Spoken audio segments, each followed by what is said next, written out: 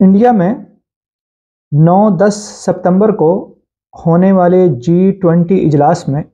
जहां और बहुत से एग्रीमेंट हुए हैं, वहीं पे एक ऐसी तजवीज़ पेश की गई है जिसे इंडिया, मिडल ईस्ट और यूरोप कॉरिडोर कहा जा रहा है। ये कितना काबिल अमल है और इसमें कौन कौन से ममालिक शामिल होने जा रहे हैं, और ये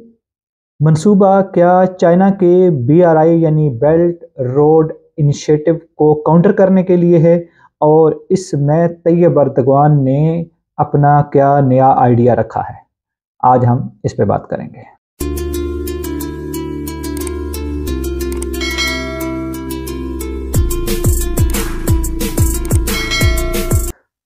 बिस्मिल्लाहिर्रहमानिर्रहीम। अस्सलातु वस्सलामु अला अशरफुल अंबिया वल मुरसलीन नबीना मुहम्मद व अला आलिहि व सहबिहि अजमाइन।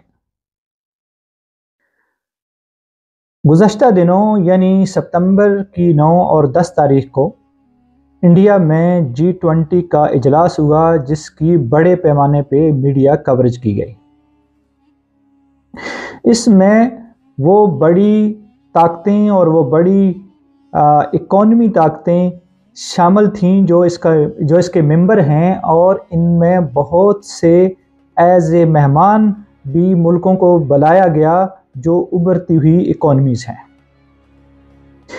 इस इजलास में जहां और बड़े बड़े मुआहदे शामिल हुए और बहुत से एग्रीमेंट्स सामने आए, उन्हीं में से एक India, middle east, Europe corridor भी है। ये एक ऐसा मंसूबा है जो मुंबई से दुबई यानी वहाँ से ज़ेरे समुंदर एक ऐसी रेल ट्रैक बिछाया जाएगा जो 2000 किलोमीटर होगा। फिर यहाँ से सऊदी अरब और सऊदी अरब से हैफा जो कि इसराइल के साथ लगता है, फिर इसराइल से ये ग्रीस यानी यूनान के ज़रिए यूरोप में दाखिल होगा।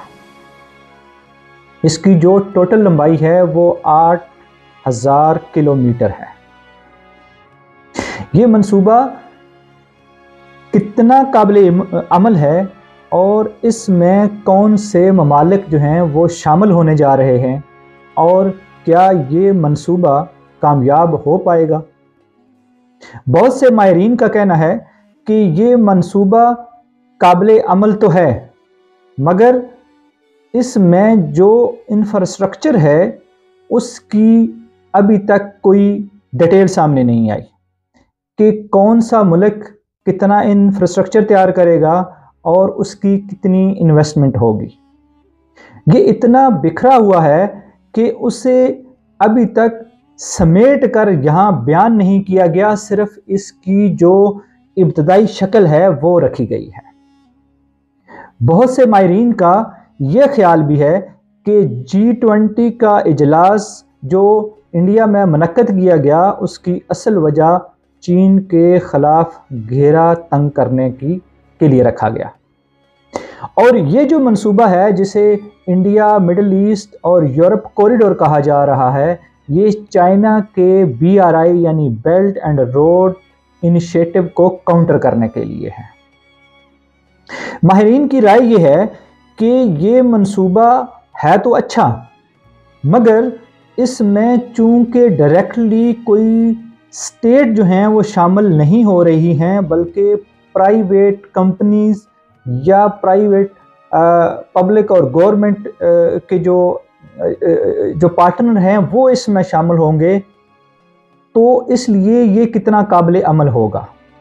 इसकी अभी तक कोई डिटेल सामने नहीं आई। फिर जो BRI है यानी कि जो चाइना का बेल्ट एंड रोड इनिशिएटिव है, उसको एक स्टेट ओन कर रही है और उसे एक स्टेट जो है वो सपोर्ट कर रही है। तो जो चाइना का मंसूबा है वो अपने आखिरी मराहिल में है और वो दुनिया के तकरीबन 146 ममालिक को कवर कर रहा है। तो क्या ये मंसूबा इस बड़ी सतह तक कामयाब हो पाएगा, क्योंकि इसमें डायरेक्टली स्टेट इन्वॉल्व तो हैं, मगर इसमें जो इन्वेस्टमेंट होगी वो प्राइवेट कंपनियों की होगी। تو پرائیویٹ کمپنیاں وہاں ہی انویسٹ کرتی ہیں جہاں ان کو پروفٹ ہو، مگر اسٹیٹ کیونکہ اس لیے انویسٹ کرتی ہے کہ اسٹیٹ کی جہاں بینیفٹس ہوتے ہیں وہیں اس کے ایجنڈے بھی ہوتے ہیں، لیکن پرائیویٹ کمپنیوں کا یہ مسئلہ نہیں ہوتا، ان کا مسئلہ صرف پروفٹ ہوتا ہے۔ تو کیا یہ منصوبہ پرائیویٹ کمپنیوں کے ساتھ مل کر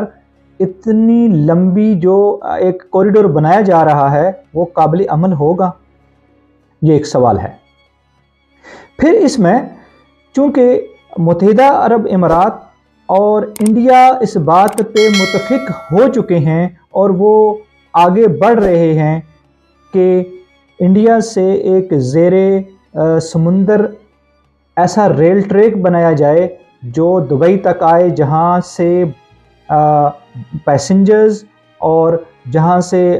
کارگو اور اس کے ساتھ آپٹیکل فائبر اور اس طرح کی بہت سی چیزیں جو ہیں وہ یہاں سپلائی کی جائیں اور یہاں سے فیول جو ہے وہ انڈیا میں سپلائی کیا جائے۔ ہم یہ بات بھی جانتے ہیں کہ متحدہ عرب امارات نے آج تک جتنے منصوبے بنائے ان پہ عمل کیا اور وہ بڑی کامیابی سے چلے بھی اور وہ مکمل بھی کیے۔ تو ہم یہ سمجھتے ہیں کہ یہ منصوبہ جو انڈیا سے متحدہ عرب امارات تک زیر سمندر بنانے کا ہے وہ کسی حد تک قابل عمل بھی ہے، اور یہ ہم سمجھتے ہیں کہ یہ اپنی تکمیل کو پہنچے گا۔ ہاں، اس سے آگے کی کیا شکل ہو سکتی ہے وہ ابھی کچھ کہنا قبل از وقت ہے، کیونکہ حال ہی میں طیب اردوغان نے ایک نیا منصوبہ رکھا ہے، کیونکہ وہ یہ چاہتے ہیں کہ یہ جو انڈیا، مڈل ایسٹ اور یورپ کا کوریڈور بن رہا ہے اس سے زیادہ فائدہ ترکی کو پہنچے۔ تو انہوں نے ایک نیا منصوبہ رکھا ہے کہ جب یہ کوریڈور سعودی میں پہنچے تو سعودیہ سے پھر عراق کی بندرگاہ الفا تک جائے اور پھر الفا سے یہ ترکی میں داخل ہو اور پھر یہ ترکی سے یونان میں داخل ہو۔ تو اس طرح یہ اپنے اپنے ملکوں کے جو مفادات ہیں وہ بھی سامنے رکھنے ہیں، اور ان کو سامنے رکھتے ہوئے یہ منصوبے میں لوگ یا ممالک شامل ہوں گے۔ تو کیا ترکی اس میں شامل ہوگا؟ اگر یہ کوریڈور عراق کے راستے ترکی میں شامل نہیں ہوتا، یعنی کہ اپنے پرانے روٹ ہی پہ سعودی عرب سے حیفا اور پھر حیفا سے اسرائیل اور اسرائیل سے یونان جاتا ہے، تو کیا ترکی اس میں شامل ہوگا، یا اس میں وہ ممالک شامل ہوں گے جو ڈائریکٹلی اس سے کوئی فائدہ اٹھا سکتے ہیں یا نہیں اٹھا سکتے؟ پھر حال ہی میں جو کینیڈا اور انڈیا کا ایک سکھ رہنما کے قتل کی وجہ سے جو تنازع سامنے آیا ہے، اس میں یورپین ممالک کے لیے یہ ایک بڑا چیلنج ہوگا کہ وہ جو انسانی حقوق کی بات کرتے ہیں، تو کینیڈا نے جس طرح اس کے اوپر سٹینڈ لیا ہے، کیا وہ کینیڈا کے ساتھ کھڑے ہوں گے یا اپنے مفادات کے ساتھ کھڑے ہوں گے؟ یہ بھی ایک سوال رہے گا، کیوں کہ ہم یہ سمجھتے ہیں کہ یہ معاملہ جیسے جیسے آگے بڑھے گا اس میں بہت سی طاقتیں، بہت سے ممالک اس میں شامل ہوتے جائیں گے، اور یوں یہ معاملہ اپنے اپنے مفادات کی طرف بڑھے گا۔ تو جب یہ اپنے اپنے مفادات اور اپنی اپنی حکومتیں کے ایجنڈے کی طرف بڑھے گا تو یہ معاملہ دبتا چلا جائے گا۔ اس میں وہ طاقتیں کامیاب ہوتی ہوئی نظر آئیں گی جن کو اس کوریڈور سے سب سے زیادہ فائدہ ہو سکتا ہے۔ لہذا یہ بات جیسے جیسے آگے بڑھے گی میرے خیال میں اس کو یہ دبتی چلی جائے گی، اور یہ جو کوریڈور ہے اس کی جو شکل ہے وہ واضح ہونا شروع ہو جائے گی، کیونکہ جہاں پہ اس کے ساتھ بہت سی جو ان طاقتوں کے مفادات جڑے ہیں، بہت بڑی تجارت جڑی ہے، وہیں پہ یہ منصوبہ چائنا کو گھیرنے اور چائنا کے اس منصوبے کو کاؤنٹر کرنے کے لیے بھی ہے، تاکہ یہ وہ ممالک جو اس کے ساتھ چائنا کے ساتھ جڑ رہے ہیں وہ وہاں سے نکل کر ایک جو یورپین بلاک ہے یا امریکن بلاک ہے اس میں شامل ہونا شروع ہو جائے۔ لیکن یہ دیکھنے کی بات ہے کہ یہ منصوبہ کتنا قابل عمل ہو سکتا ہے، یہ ان لوگوں کے آنے والے جو وقت ہے یا آنے والے جو دن ہیں اس میں یہ آگے کس طریقے سے بڑھتے ہیں، یہ اس پہ منحصر ہوگا۔ چائنا کو جو منصوبہ ہے، چونکہ چائنا صدیوں پہلے بھی جو سلک روٹ ہے وہ بڑی کامیابی سے چلتا رہا ہے اور ایک عرصے تک دنیا کی سب سے لمبا روٹ اور سب سے زیادہ تجارت اسی روٹ سے ہوتی تھی۔ جو چائنا یعنی کہ گریٹ وال آف چائنا کے ساتھ ساتھ پامیر کی جو مونٹین ہے وہاں سے یہ ہوتا ہوا جو حالیہ چین کا صوبہ سنکیانگ ہے جو کبھی افغانستان کا حصہ ہوا کرتا تھا، جسے صوبہ فرغانہ کہا جاتا تھا اس وقت، اور ہندوستان اور افغانستان کے جو ایک بہت بڑے بادشاہ ظہیر الدین بابر گزرے ہیں، ان کی جائے پیدائش بھی یہی صوبہ ہے جو حالیہ صوبہ سنکیانگ اور اس وقت صوبہ فرغانہ ہوا کرتا تھا۔ تو یہاں سے یہ پھر وسط ایشیائی ریاستوں سے گزرتا ہوا انطولیہ تک جاتا تھا۔ تو یہ ایک بہت بڑا روٹ تھا جو صدیوں پہلے اور صدیوں تک اس میں تجارت ہوتی رہی۔ تو وہ بھی ایک زبردست اور کامیاب ترین کوریڈور تھا۔ تو اس کے مقابلے میں کیا اب جو چائنا اپنا بیلٹ اینڈ روڈ انیشیٹو بنا رہا ہے وہ کتنی کامیابی سے چلا پاتا ہے، اور یہ جو حالیہ منصوبہ ہے انڈیا، مڈل ایسٹ اور یورپ کا جو کوریڈور ہے، یہ اس کو کیسے کامیاب بناتے ہیں، یہ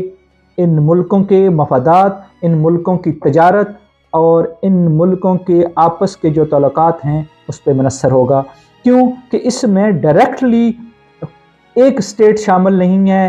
ایک سٹیٹ کے جو مفادات ہیں وہ نہیں ہیں، اس میں دنیا بھر کی سٹیٹس کے مفادات ہیں اور ان کی تجارت ہے۔ تو جس ملک کا جہاں تجارت زیادہ بڑھے گی، جہاں اس کے مفادات زیادہ ہوں گے، وہ اس طرف جائے گا۔ لیکن چائنا کا چونکہ معاملہ اور ہے، اس کے جہاں مفادات ہیں وہیں اس کا ایجنڈا بھی ہے۔ تو چائنا اپنے ایجنڈے کے ساتھ آگے بڑھ رہا ہے اور ساتھ میں اپنے مفادات کو لے کے بڑھ رہا ہے۔ تو یہ چیز ان دونوں منصوبوں کو مد نظر رکھتے ہوئے ہم اس کی کامیابی کا جو تناسب ہے وہ ہم اپنے ذہن میں رکھ سکتے ہیں۔ اللہ تعالیٰ میرا اور آپ سب کا حامی و ناصر ہو۔